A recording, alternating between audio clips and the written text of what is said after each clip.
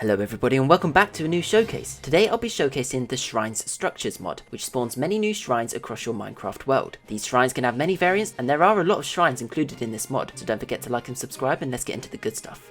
So first up I'll go through the structures you may find in the overworld. This is the abandoned villa, and as you can see, looks pretty cool and spooky, and it only gets better. You can see that this abandoned villa is a nether typed villa, and as I said, you can find many more variants. This structure holds many chests, rooms, and spawners, so it won't be easy to traverse through, but the reward may be worth it.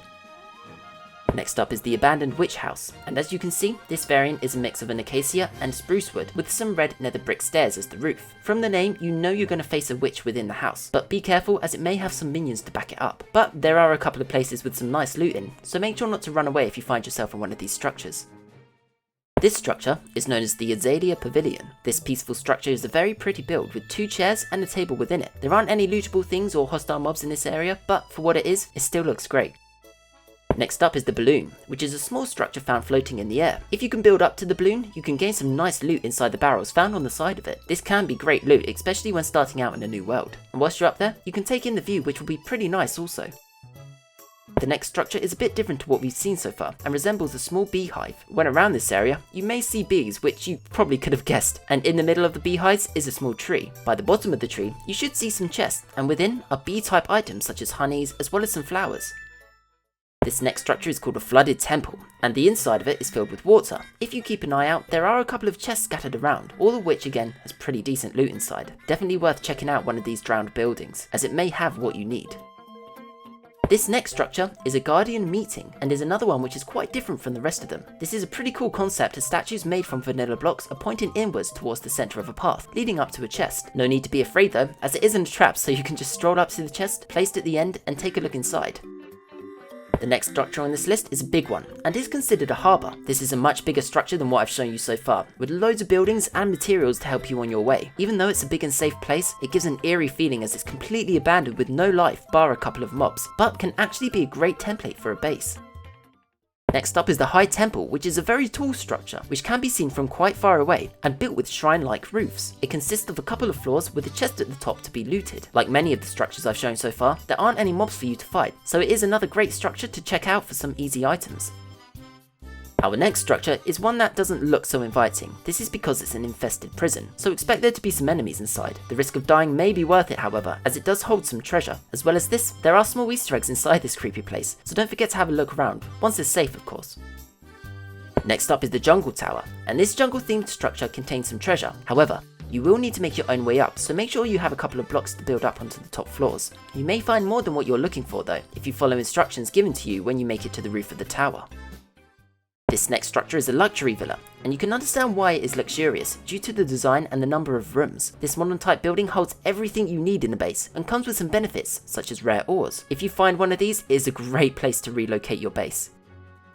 Our next structure is the Mayan Temple. This depicts a Mayan temple in real life, but a little smaller. It may not look like there's much to explore here, but if you take a closer look, you may be well rewarded for sticking around. And hey, it's something new and does look pretty cool. Next up is the Mineral Temple. From the name, it's not something you should just walk by. They contain great loot if you can get inside the structure, and a few surprises also, so just be careful. After all, it is a temple, so it may be trapped. Next is the Modern Villa, and this may look a little familiar to you. Well, it does look like a luxury villa, however, if you take a closer look, it's much smaller and doesn't contain as many rooms. Not that it matters anyway, as the design still looks great and still holds a decent amount of loot, so it's worth checking out.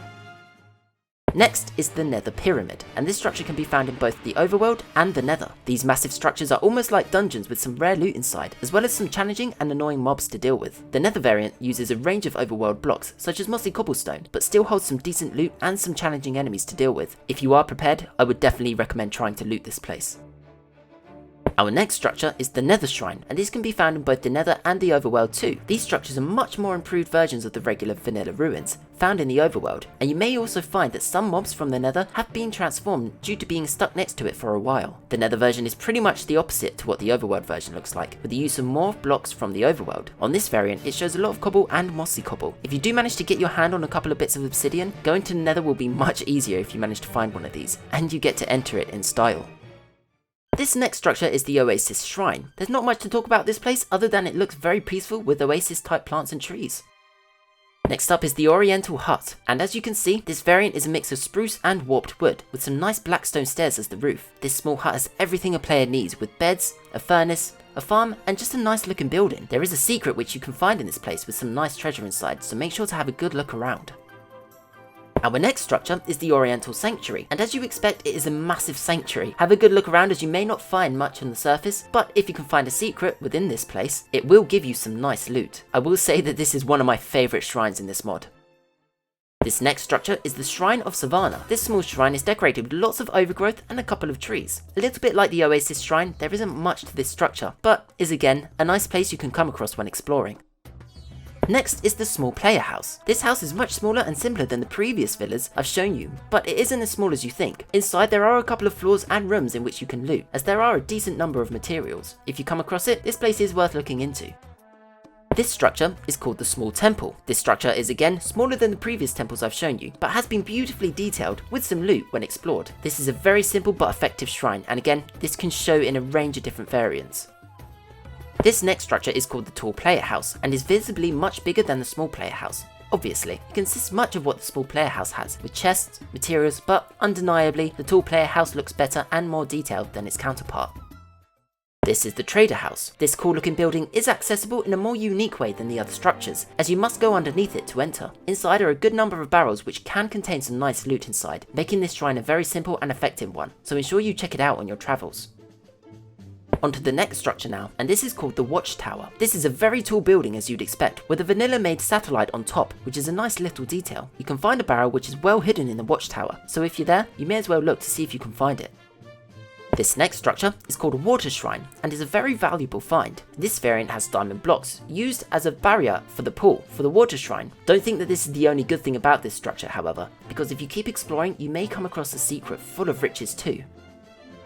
Onto our final overworld structure now, and this is one of my favourites. This is the World Tree Manor. This beautiful natural design is insane, and is very detailed compared to many other shrines in this mod. It isn't there just for looks however, as by the name, it's a manor, meaning you can safely enter this magnificent building and take what you want. Many valuables lie within the tree, and is set up like a base, making it even better if you wish to relocate here. Onto our final structure in this mod, and this is the End Temple, which can only be found in the end. This temple brings something to the barren end dimension, with some great features. There are some hidden chests around, and when you enter the End Temple, you are greeted with an end chest, which you can safely store many items in, if you wish to keep them safe, and transfer them back to the overworld.